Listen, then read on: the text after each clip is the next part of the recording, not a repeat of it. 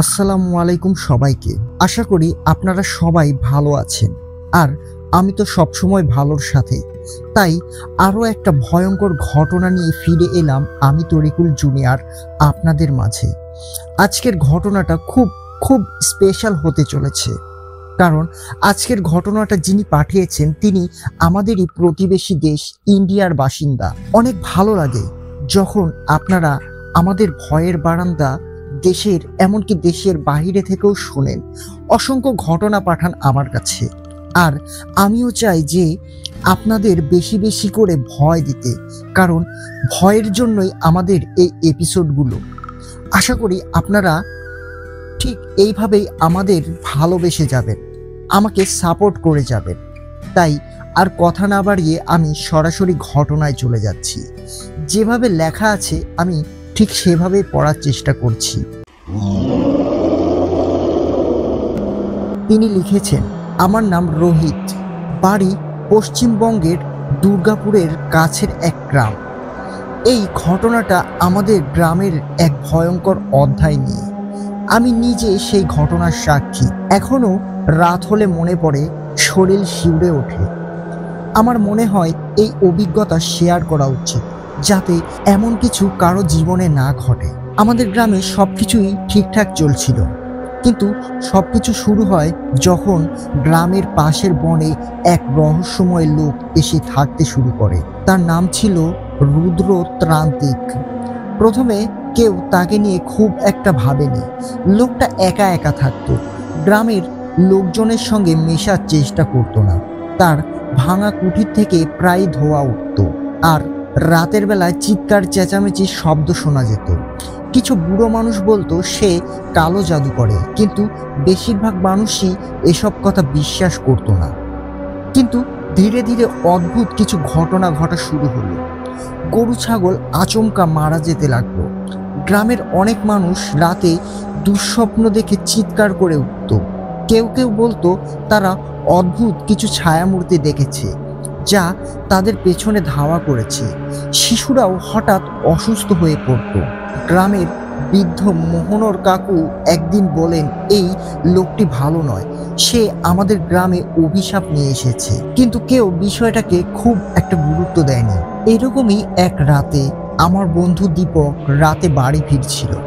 সে বলেছিল রাস্তার পাশে একটা বড় বটগাছের নিচে এক বিভৎস চেহারার কেউ একজন দাঁড়িয়েছিল।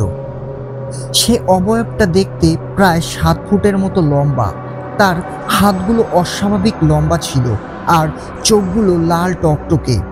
দীপক দৌড়ে পালায়, কিন্তু বাড়ি ফিরে তার গায়ে জ্বর আসে। সে কেবল বলছিল ও আমাকে ডাকছিল। রোহিত, বিশ্বাস কর, ও আমার দিকে হাত বাড়িয়েছিল। শুধু দীপক নয়, গ্রামের আরও কিছু লোক রাতে ভয়ঙ্কর ছায়া দেখেছে বলে জানিয়েছিল। কেউ কেউ দাবি করেছিল পেতনিরা তাদের পেছনে পেছনে দৌড়িয়েছে। গ্রামের গবাদি পশু ধীরে ধীরে মারা যেতে লাগলো। আমাদের গরু ছিল 3টা। এক সকালে উঠে দেখি একটা গরু মরে পড়ে আছে, কিন্তু তার গায়ের চামড়া শুকিয়ে গেছে, আর গলায় গভীর দাগ, যেন কেউ রক্ত চুষে নিয়েছে। গরুর মালিক হরিপদ চাচা বললেন, এটা কোনো মানুষ করতে পারেনি, এটা কোনো শয়তানের কাজ। বছরের পর বছর ধরে এই গ্রাম থেকে এমন ঘটনা কেউ কখনো দেখেনি। মানুষ আরো বেশি ভয়ে জড়িয়ে গেল। গ্রামের ছোট বাচ্চারা রাতে ঘুমাতে পারতো না, তারা চিৎকার করে ঘুম থেকে উঠত। আমার ছোট বোন পূজা একদিন কান্না করতে করতে আমাকে বলল, দাদা, আমার ঘরে কিছু একটা এসেছিল। ওর মুখ ছিল না, শুধু লম্বা লম্বা দাঁত ছিল। ও বলেছিল, তোর তোর প্রাণ নিয়ে নেব আমি। আমরা ভেবেছিলাম হয়তো এটা দুঃস্বপ্ন, কিন্তু একই রকম গল্প শোনা গেল গ্রামের আরো কয়েকটা ঘর থেকে। ছোট বাচ্চারা সবাই বলতো তারা কোনো একটা ছায়া দেখেছে। হঠাৎই একদিন রুদ্রতান্ত্রিক গ্রামে এসে ঘোষণা করলো, তোমাদের মধ্যে কেউ যদি আমার বিরুদ্ধে যায় তবে সে মরবে। তার কথা শুনে সবাই ভয়ে চুপসে গেল। এরপর থেকে গ্রামে পেতনিদের দেখার মেলা শুরু হয়ে গেল। তারা দিনের বেলায় দেখা না দিলেও রাত হলে মানুষের ঘরে হানা দিতে লাগলো। একবার গ্রামের একজন যুবক সঞ্জয় সাহস করে বনে গিয়ে রুদ্রতান্ত্রিকের সাথে কথা বলতে চায়, কিন্তু সে আর ফেরত আসেনি। তারপরে সঞ্জয়ের মৃতদেহ পাওয়া গেল গ্রামের পুকুরে। তার মুখটা বিকৃত হয়েছিল আর শরীরে গভীর আঁচড়ের দাগ ছিল। ভয়ে সবাই নিজের ঘরে তালা মেরে বসে থাকত, কিন্তু আমি আর আমার বন্ধু দীপক, গ্রামের পুরোহিত রামেশ্বর ঠাকুর ঠিক করলাম কিছু একটা করতে হবে। আমরা তান্ত্রিকের বিরুদ্ধে রুখে দাঁড়ানোর জন্য গ্রামের লোকজনকে একত্রিত করতে শুরু করলাম। প্রথমে কেউ সাহস পাচ্ছিল না, কিন্তু গ্রামের বাচ্চারা যখন আরো বেশি করে অসুস্থ হতে শুরু করলো আর গবাদি পশুগুলো মারা যেতে লাগলো, তখন সবাই আমাদের পাশে এসে দাঁড়ালো। গ্রামের সবার সাথে পরামর্শ করার পর সেই দিন রাতে আমি আর দীপক মিলে রুদ্রতান্ত্রিকের কুটিরের দিকে গেলাম। রাত তখন প্রায় 11টা। আমরা দেখলাম তার ঘরের ভেতর থেকে ভয়ানক আওয়াজ আসছে। দরজার ফাঁক দিয়ে উঁকি দিয়ে দেখলাম সে মাটির ওপরে বসে মন্ত্র পড়ছে।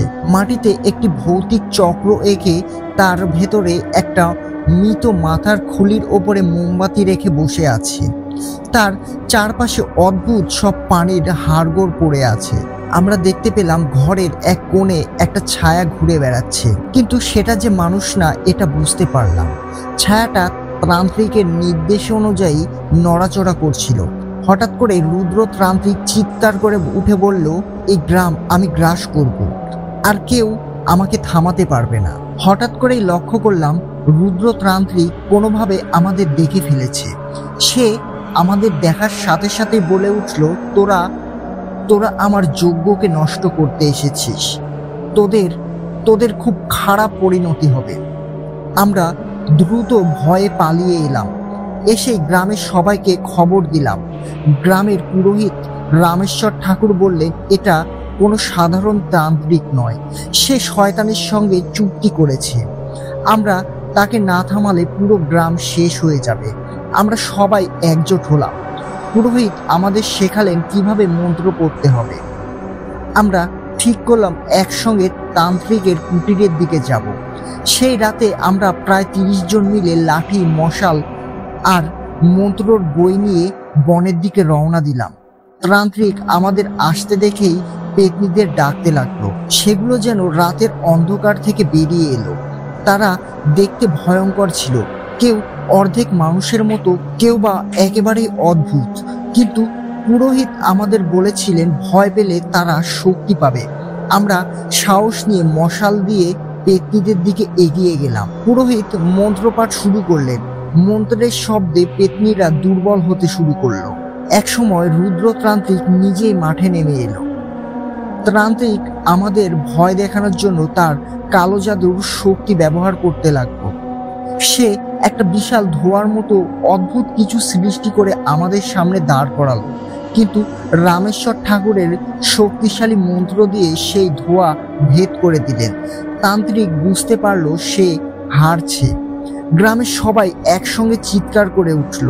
তার কুঠিরে আগুন ধরিয়ে দিল, আর সেই আগুনের ভেতরে আমরা বেধড়ক মারধর করে রুদ্রতান্ত্রিককে তার কুঠিরের ভেতরে নিক্ষেপ করলাম। সে সেখানে পুড়ে ছাই হয়ে গেল। তান্ত্রিকের মৃত্যুর পর গ্রামের সব অশুভ ঘটনা বন্ধ হয়ে গেল। পশুরা আর মারা গেল না, শিশুরা আর ভয় পায়নি। এই ঘটনাটা আমাদের শিখিয়েছে ভয় যতই বড় হোক, একতার চেয়ে বড় কিছুই নয়। আমরা যদি একসঙ্গে না দাঁড়াতাম তাহলে হয়তো আজ আমাদের গ্রাম থাকতো না, আমরা কেউই সেই গ্রামে বাস করতে পারতাম না। ঘটনাটা এখানেই শেষ। জানি না আপনার কাছে কেমন লেগেছে, তবে এটা আমার নিজের চোখে দেখা এবং আমি নিজে উপলব্ধি করছি সবকিছু। শুধু আমাদের গ্রাম নয়, আমাদের পুরো ভারতবর্ষে এরকম অনেক জায়গাতেই দুষ্টু তান্ত্রিকের আগমন ঘটে। তারা একের পর এক অশুভ কাজ করতে লাগে, যেগুলো মেনে নেওয়ার মতো নয়। ঘটনাটি ভালো লাগলে পড়ে শোনালে খুবই খুশি হব।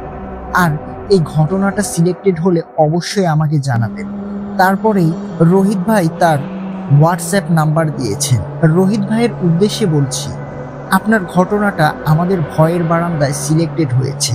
আর ঘটনাটা আমার কাছে অনেক অনেক ভালো লেগেছে। আপনার কাছে পরবর্তী কোনো ঘটনা থাকলে অবশ্যই আমার কাছে লিখে পাঠাবেন। আমরা আপনার ঘটনাকে আমাদের ভয়ের বারান্দায় পড়ে শোনানোর চেষ্টা করব। চাইলে আপনিও আপনার ঘটনা আমার কাছে লিখতে পারেন। ঘটনা লিখতে হলে ডেসক্রিপশন বক্সে দেওয়া ইমেল অ্যাড্রেসে আমার কাছে ঘটনা লিখে পাঠান।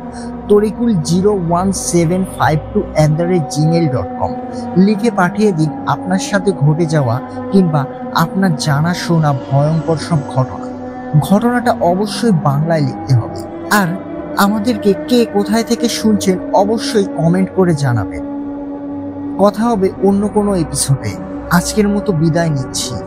আসসালামু আলাইকুম।